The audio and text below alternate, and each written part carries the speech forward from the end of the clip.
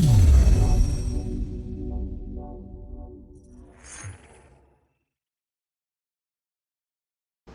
y'all, so let me show you what I'm working on today. Today we're doing a dehumidifier install. I'm not going to get the whole thing done today, but I'm working on a couple pieces for it and I'll kind of show you what I'm doing. So here in the living room, we had an issue up here on the ceiling. We had mold growing on the inside here. It was not coming from outside, it was not coming through the ceiling, it was actually growing because of condensation that was forming on the ceiling because of a high humidity situation. So in the summertime, I put a sensor up there. We were running about 70 to 80% humidity up at the ceiling. And then obviously the HVAC system was keeping the rest of the house, down here, pretty cool, and usually about 50% humidity. Sometimes we could get it down to about 45 or so. But what that did caused condensation on the ceiling, and then we started growing mold. So we have a pretty much brand new, it's a year-old HVAC system, and it's a good system, but this house is a little bit old. It was built in 1982, and it's just not sealed well on the outside here. So we've got drywall, we've got insulation, and then it's just siding. There's no house wrap, there's no sheeting on the outside. The windows and doors are not sealed well. They're all old. You can see we've got, the seals are broken in them. So we've got just a lot of issues there. You can see Hurricane Helene has taken a toll on our property. So I got a lot going on right now, but what I'm working on is this dehumidifier. It finally showed up yesterday, and so here's my thought. There's no attic space up there that I can put vents or anything in. I could put one in the roof, but I really don't like putting penetrations in the roof if I can avoid it. So what I'm gonna do is over here in the dining room, we can get up to the attic space right back behind here. So I'm going to cut a hole in this section of wall here, and that's where my return is going to be, my inlet for my dehumidifier. And then if we go in the living room here, just bear with me on the mess because, got some construction going on. So then we have this small area right here, and the duct for the outlet on the dehumidifier is an 8-inch duct. So I've got a 10-inch square register that has an 8-inch duct inlet to it. So I'm gonna go up in the attic, cut a hole here for the outlet. We're gonna duct that in. So hopefully what my plan is, that'll blow air out of there, kind of circulate it in the room here, and then it'll pull across the room into the other side and then pull into the return inlet here. We also have a return for the HVAC right here. So my hope is that once we get that dehumidifier put in, that we'll treat all the air in this area, kind of the dining room, living room, kitchen, entryway, and then all of that treated air will also be pulled into the HVAC return for the rest of the house and kind of distribute that treated air throughout the house.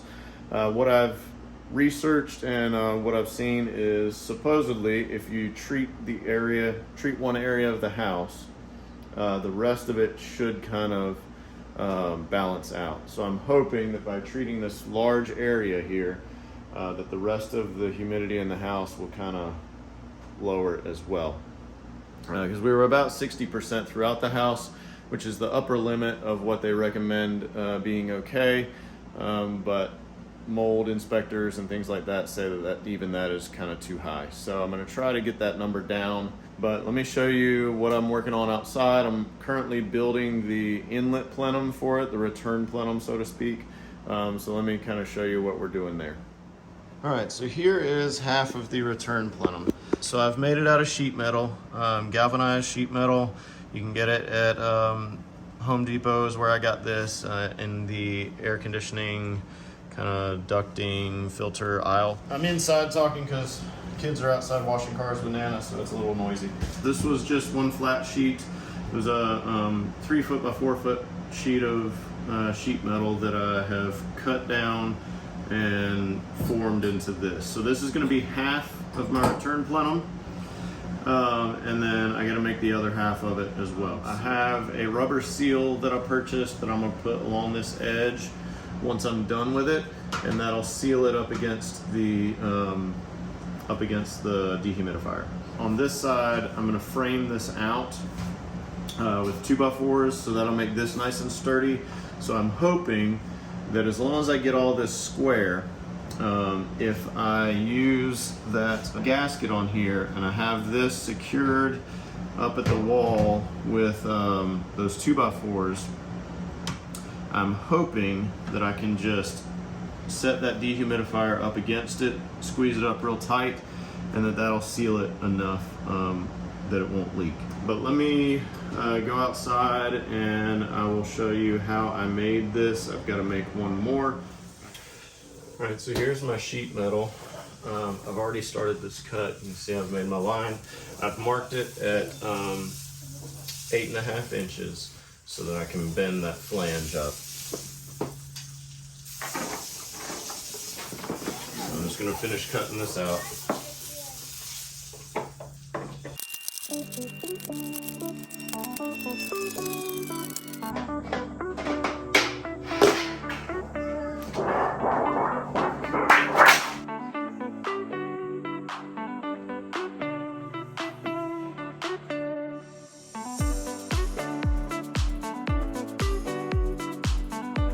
All right, so what I'm going to do now is take and make a mark here.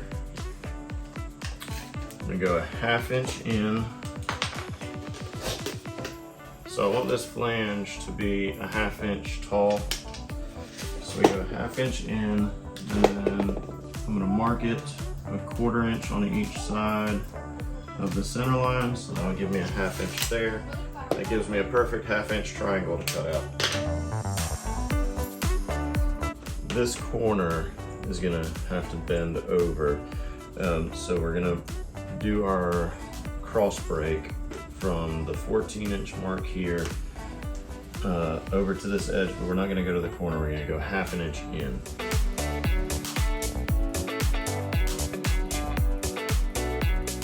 But then this corner is just going to be flat. So we're going to go all the way to the corner on that one.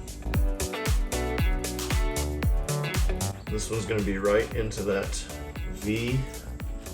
And this one over here will be to the corner.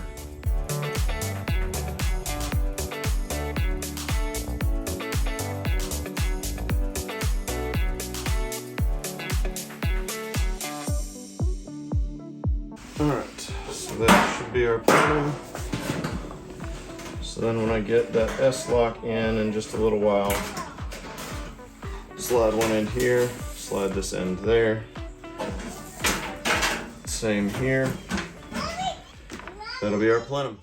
Hey y'all, so I'm going to show you what I got done with this plenum here. So this is it. I am currently building a 2x4 frame to go around this side so that I can mount it to the framing of the house. But this is what we ended up with. You can see the creases that we made in it. This rubber gasket here will seal up against the dehumidifier. And then right here, I used some S-channel or S-lock, or it's got a few different names, but here's what it looks like. So this piece fits into one groove and this piece fits into the other groove, and it kind of locks it together. I locked it also with some self-tapping sheet metal screws. Those are a little bit long, but that's what I had on hand, and I didn't want to buy more just for these 4 screws that I needed. So then once I got done with that, I taped up the seams so they won't leak at all. And now what I'm working on is building a 2x4 frame for this. So it's going to sit in the wall, and I could have just framed out the wall and done it that way. but I figured I'd just go ahead and build the frame around this thing. I have a couple reasons for doing that that I won't get into right now, but this is what I'm working with right now. So I've marked out where a 1/2 inch is on here, and this is where I'm going to put my framing, and I've marked it at a 1/2 inch because we've got 1/2 inch drywall, and I want this to sit flush with the face of the drywall. I actually recessed it about a 1/16 of an inch just to make sure it's not sticking out at all, but that's where that is.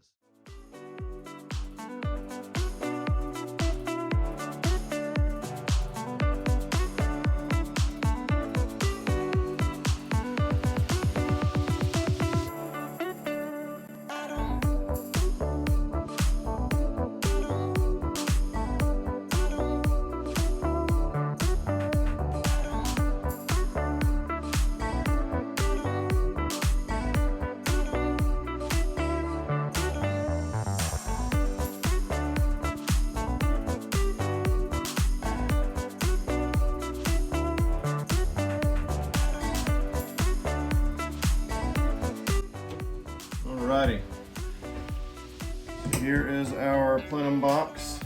It's all framed out, it's ready to go in the wall. So that's it for that. I'm gonna go up into the attic and get that all cut out and ready to go, and we'll see you guys in a little bit. Hey y'all, so let me show you where we are right now. I'm just about ready to get this dehumidifier installed in its final location, but let me show you what we've done to get here. Alright, so this is my plenum box that y'all saw me building. So what I did is I measured off of this corner, found the center of the wall, cut this stud out right here, and then set the box in place, traced out the inside of it, and cut the drywall out. So I've gotten it screwed into place. I now have my dehumidifier up here in the attic. So here's the intake side of it. So that's going to seal against this rubber grommet that I have around the edge here. So I've got the ductwork right here that'll go over to the outlet over there. And then I added a power outlet right here for it. Alright, so I've got the duct connected. Now most HVAC systems have a ridge on the duct starters that you slide this over, and there's a little bit of a ridge there, so when you strap it down like this, it can't get past that. This does not have that. This is just a smooth, slick plastic collar. And so because of that, I'm going to go ahead and put some tape on this as well, just to be sure that it never slides off. But this is what we've got so far. And then once I tape that, I'll just slide the insulation over it and put another strap on that. And then that'll be done. All right, y'all. So it's been a couple months since I actually recorded this video. And I realized when I went to do the editing that I never showed y'all how I finished up with mounting this dehumidifier to the plenum. So let me show you that real quick. So here's how I've got it secured. I've got these 2x4s coming off of the studs right here on both sides. And then this front 2x4 is screwed into those. And as you can see, I left a little bit of a gap there because I wanted to be able to squish that gasket, and you can see it's really nice and tight right there all the way across. And so by leaving that gap right there, it made it so that as I was tightening these screws, it was pulling this in to seal up that gap back there. So I just wanted to show that to y'all so you could see how I did everything up here. So let's go downstairs and take a look at the controller for it. Hey y'all, finally got the controller. And once I got the controller, I realized that there was a problem. So here it is. This is the controller.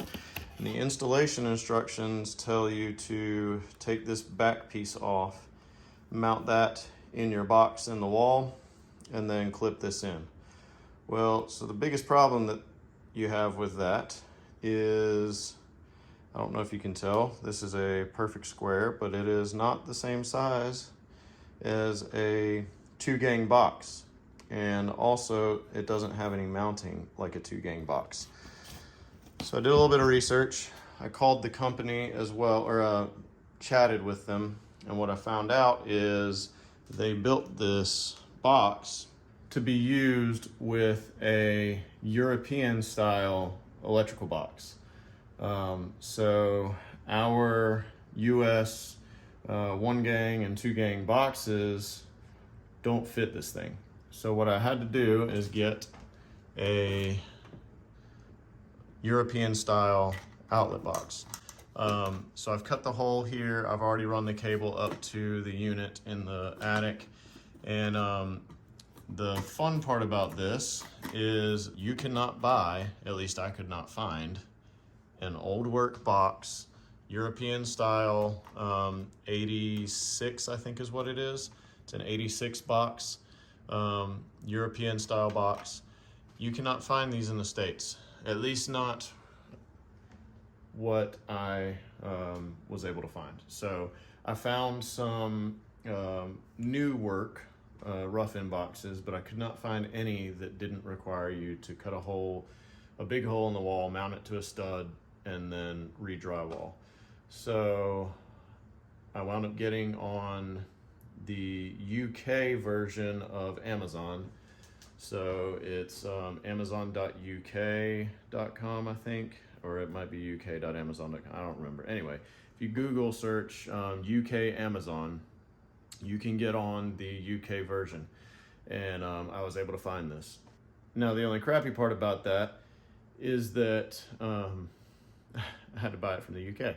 So this box that cost about £3.50 wound up costing me a little over $20 by the time I paid the price, paid taxes, paid shipping to get it here from the UK. Cost me a little over $20. But that's what I had to do. So that's where we are. So I've got the hole cut. I've got this thing almost ready to set in there. I'm gonna run a little bit more of this cable up in there first. I just had the controller on to make sure it functioned properly. I turned the unit off with it and it did work. So I'm just gonna mount it here above my thermostat. And so how this works is you'll push this, this box flush to the wall, and then these little tabs, once you get them past the drywall here, you can snap them in and slide them forward. And then these little screws right here, screw holes, will correspond to these holes right here on the sides of this box. And so you'll just mount that little box in there, and then snap the cover, snap this faceplate back on, and it'll be good to go. All right, so the way I'm gonna do this is I'm gonna put this in with the hole facing down, because once I get this controller in there, that cable's gonna need to be going out the bottom. So I'm just gonna slide this back into the wall. It's a nice tight fit. All right, so then we just slide these all the way back, and then we'll snap it into the wall, slide it forward. Perfect. I gotta snap off this back plate right here. So it's got these two little tabs on it. There we go. So it's got these two little tabs right here. So you just push in on those, or you can put your screwdriver right here in that gap and pry that open. All right, so if you just take a really small screwdriver like this one, put it down in here, and then you can push it off. There we go. Just get it separated a little bit, pry it open with the screwdriver, being really careful not to damage anything, because there is a circuit board that this is attached to. So we'll just kind of let that hang for now.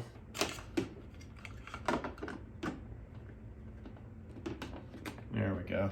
So I'm gonna go ahead and get this cable pushed back in there before we do anything else here. If I want to later, then I can always push it back or pull it back up into the attic later if I decide to. A little bit more maybe. There. All right, so I'm gonna go run out to the garage, grab a couple screws and screw sets and see what I can find that might fit that.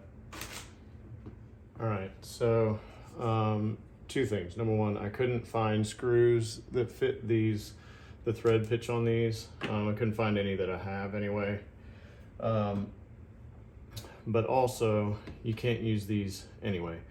The instructions actually tell you not to, and the reason is you've got circuitry right where those screw heads are gonna be, and the last thing you want is a short across those.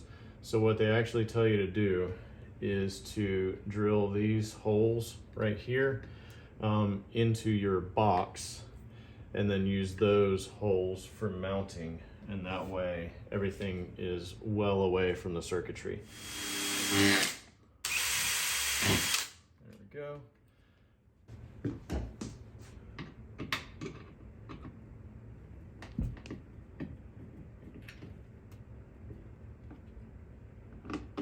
Set that in, snap it in, turn it on.